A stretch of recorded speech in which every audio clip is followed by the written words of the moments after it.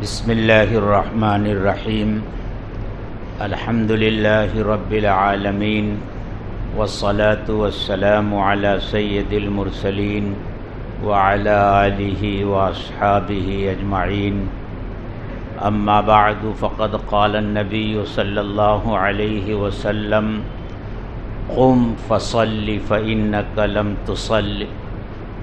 او کما قال علیہ الصلاة والسلام۔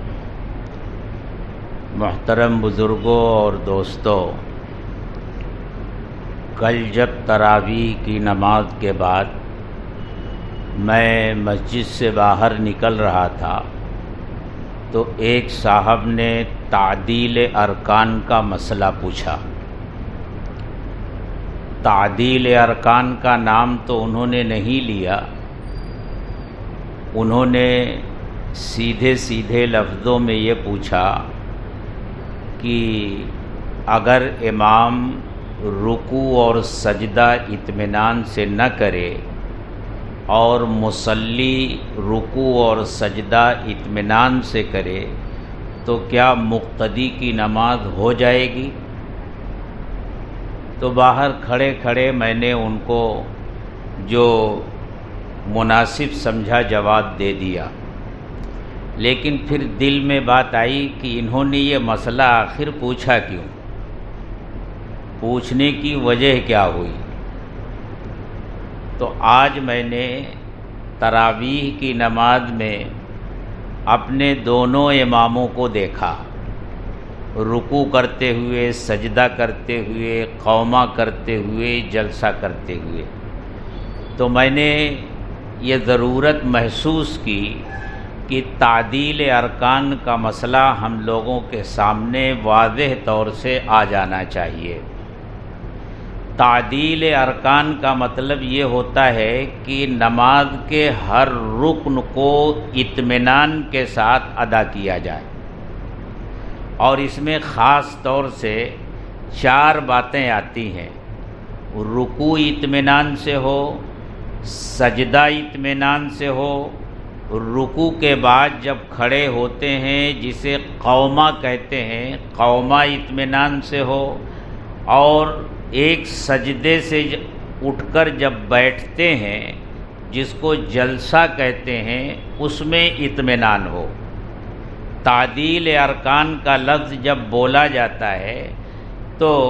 یہ 4 جگہوں پر اطمینان مراد ہوتا ہے، اور نماز میں یہ واجب ہے۔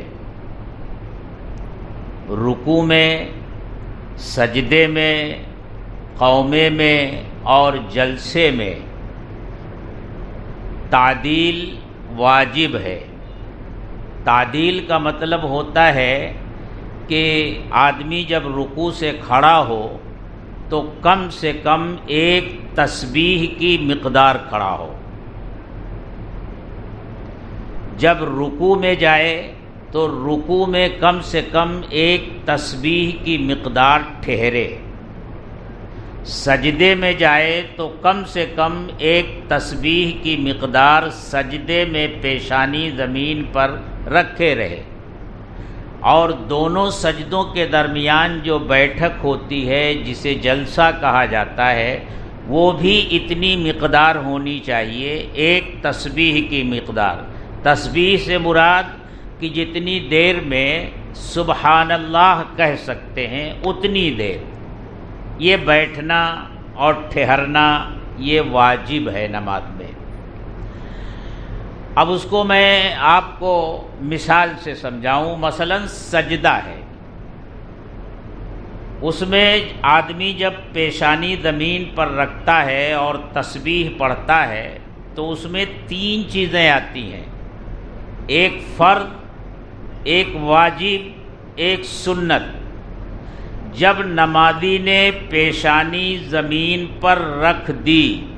فرض ادا ہو گیا، پھر وہ پیشانی ایک تسبیح کی مقدار زمین پر رہے، یہ واجب ہے، اور پھر سجدے میں تسبیح پڑھنا یہ سنت ہے، اور اس کی کم سے کم مقدار 3 ہے۔ زیادہ سے زیادہ 5 ہے 7 ہے، طاق کی رعایت کرے، تو ایک فرض ادا ہوتا ہے، ایک واجب ادا ہوتا ہے اور ایک سنت ہوتی ہے۔ تو یہ تعدیل ارکان نماز میں واجب ہے، اور آپ جانتے ہیں کہ اگر واجب جان بوجھ کر کوئی چھوڑ دے تو نماز نہیں ہوتی، سجدہ سہو سے بھی نہیں ہوتی، نماز دہرانی پڑتی ہے۔ اور اگر بھول کر کوئی واجب چھوٹ جائے تو سجدہ سہو واجب ہوتا ہے، اور سجدہ سہو کرنے سے واجب کے چھوٹنے سے جو نقصان ہوا تھا اس نقصان کی بھرپائی ہو جاتی ہے۔ تو یہ تعدیل واجب ہے۔ واقعہ یہ پیش آیا کہ اللہ کے رسول صلی اللہ علیہ وسلم تشریف فرما تھے، ایک دیہاتی صحابی حضرت خلاد ابن رافع رضی اللہ تعالی عنہ تشریف لائے، دیہات کے رہنے والے تھے۔ انہوں نے جلدی جلدی وضو کیا اور پھر جلدی جلدی نماز پڑھی، اور اس میں تعدیل کی رعایت نہیں کی، رکوع جلدی جلدی کیا، سجدہ جلدی جلدی کیا، قومہ جلسہ سب جلدی جلدی کیا۔ پھر اللہ کے رسول صلی اللہ علیہ وسلم کی خدمت میں حاضر ہوئے، سلام عرض کیا تو اللہ کے رسول صلی اللہ علیہ وسلم نے ارشاد فرمایا، قم فصلی فإنک لم تصلی، کھڑے ہو جاؤ، جاؤ نماز پڑھو، تم نے ابھی نماز نہیں پڑھی۔ وہ گئے، جس طرح نماز پڑھنا جانتے تھے پھر اسی طرح جلدی جلدی نماز پڑھی۔ پھر آئے تو آپ نے فرمایا، قم فصلی فإنک لم تصلی، جاؤ نماز پڑھو، تم نے نماز نہیں پڑھی۔ پھر گئے، تیسری مرتبہ اسی طرح نماز پڑھی جیسے جانتے تھے، جلدی جلدی۔ پھر حاضر ہوئے، اللہ کے رسول صلی اللہ علیہ وسلم نے پھر ارشاد فرمایا، قم فصلی فإنک لم تصلی، جاؤ کھڑے ہو جاؤ، نماز پڑھو، تم نے نماز نہیں پڑھی۔ تو تیسری مرتبہ جب یہ واقعہ ہوا تو انہوں نے اللہ کے رسول صلی اللہ علیہ وسلم سے درخواست کی کہ اے اللہ کے رسول، اس سے بہتر طریقے سے پڑھنا میں نہیں جانتا، آپ مجھے سکھا دیجئے۔ تو پھر آپ نے انہیں پہلے وضو کرنا سکھایا، بیٹھ کر کے وضو کرنا سکھایا، اور پھر پوری نماز سکھائی۔ اسی حدیث سے ہمارے فقہا نے یہ مسئلہ نکالا ہے کہ تعدیل ارکان واجب ہے، اطمینان سے رکوع کرنا، اطمینان سے سجدہ کرنا، قومہ کرنا، جلسہ کرنا، یہ واجب ہے، اور ایک تسبیح کی مقدار واجب ہے۔ آدمی جب رکوع سے کھڑا ہو تو قیام کی حالت میں کم سے کم ایک تسبیح کی مقدار کھڑا رہے، ایسا نہ ہو کہ رکوع سے کھڑا ہوا اور ابھی کھڑے ہونے کی وجہ سے اس کے جسم میں جو حرکت تھی اسی حالت میں پھر سجدے کی تکبیر کہتا ہوا سجدے میں چلا گیا، یعنی بدن کی حرکت ختم نہیں ہونے پائی تھی کہ سجدے میں چلا گیا، تو یہ واجب چھوٹ گیا۔ اسی طرح جب سجدے سے بیٹھا اور ابھی بیٹھا ہی تھا اور اس طرح ہو رہا تھا کہ فوراً چلا گیا، ابھی ٹھیک سے بیٹھا نہیں تھا کہ دوسرے سجدے میں چلا گیا، بدن میں جو سجدے سے اٹھنے کی وجہ سے حرکت پیدا ہوئی تھی وہ بند نہیں ہوئی تھی کہ دوسرے سجدے میں چلا گیا، تو یہاں بھی واجب چھوٹ گیا۔ تو یہ تعدیل ارکان ہے، اس کا خیال کرنا چاہیے۔ اور عام طور سے ایسا ہوتا ہے کہ جو امام ہوتے ہیں جو مسائل سے واقف نہیں ہوتے، جو مسئلہ جانتے ہیں وہ تو جانتے ہیں، لیکن جو مسئلہ نہیں جانتے ان کا حال یہ ہوتا ہے، آپ دیکھیں گے کہ جب وہ رکوع سے اٹھتے ہیں تو کافی زیادہ اپنا سر اٹھا لیتے ہیں، پھر سمیع اللہ لمن حمدہ کہتے ہیں۔ ان کا سمیع اللہ لمن حمدہ قیام کی حالت میں ہوتا ہے، یعنی ایسا نہیں ہوتا کہ رکوع سے سر اٹھاتے ہی وہ سمیع اللہ لمن حمدہ شروع کریں، بلکہ رکوع سے کافی سر اٹھانے کے بعد پھر سمیع اللہ لمن حمدہ کہتے ہیں، اور تسمیع کا یعنی سمیع اللہ لمن حمدہ کہنے کا زیادہ تر حصہ رکوع کی حالت میں ہوتا ہے۔ تو جب رکوع کی حالت میں ہوتا ہے یعنی کھڑے ہو جانے کی حالت میں ہوتا ہے تو سمیع اللہ لمن حمدہ بھی ہو گیا اور تعدیل بھی ہو گئی، کیونکہ تعدیل کے لیے یہ ضروری نہیں ہے کہ آپ سمیع اللہ لمن حمدہ کہہ کر کے فارغ ہوں تب 1 منٹ تک آپ کھڑے رہیں، نہیں، جب رکوع سے آپ کھڑے ہو گئے تو ایک تسبیح کی مقدار کھڑے رہنا یہ واجب ہے۔ اب چاہے سمیع اللہ لمن حمدہ کہہ کر فارغ ہوئے اور پھر آپ قومے میں پہنچے، یا قومے میں آپ پہنچے ہیں اور سمیع اللہ لمن حمدہ وہاں کہہ رہے ہیں تو وہاں ایک تسبیح کی مقدار ہو گیا۔ اسی لیے ہمارے فقہا نے لکھا ہے کہ سمیع اللہ لمن حمدہ قومہ میں نہیں ہونا چاہیے، رکوع سے اٹھتے وقت اور کھڑے ہونے سے پہلے سمیع اللہ لمن حمدہ کہہ کر کے امام کو فارغ ہو جانا چاہیے، کیونکہ صاحب ہدایہ نے ایک وصول لکھا ہے کہ نماز میں جس قیام میں ذکر مسنون نہیں ہے وہاں ہاتھ نہیں باندھا جائے گا، اور جہاں ذکر مسنون ہے وہاں ہاتھ باندھا جائے گا۔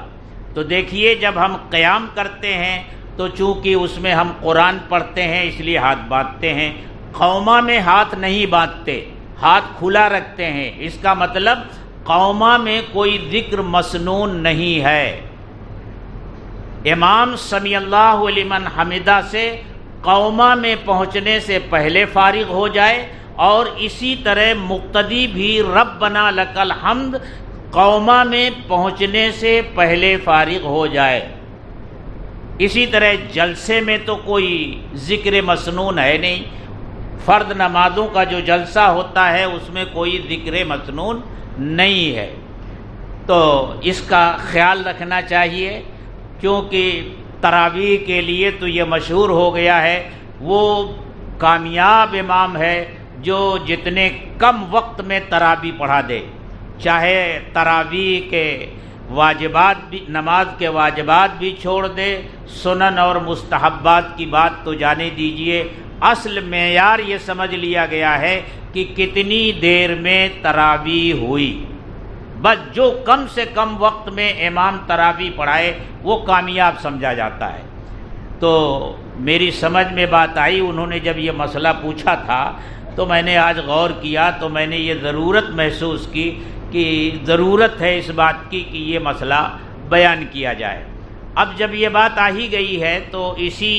سے متعلق ایک مسئلہ اور ہے جو میں آپ کے سامنے عرض کر دینا ضروری سمجھتا ہوں کہ اگر نماز میں کوئی واجب بھول کر چھوٹ گیا اور سجدے سہو نہیں ہو سکا تو ظاہر سی بات ہے نماز دہرائی جائے گی۔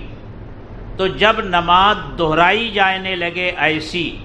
جو واجب کے ترک کی وجہ سے دہرائی جا رہی ہے تو امام کے لیے ضروری ہے کہ وہ یہ اعلان کرے کہ جو لوگ پہلی جماعت میں شامل تھے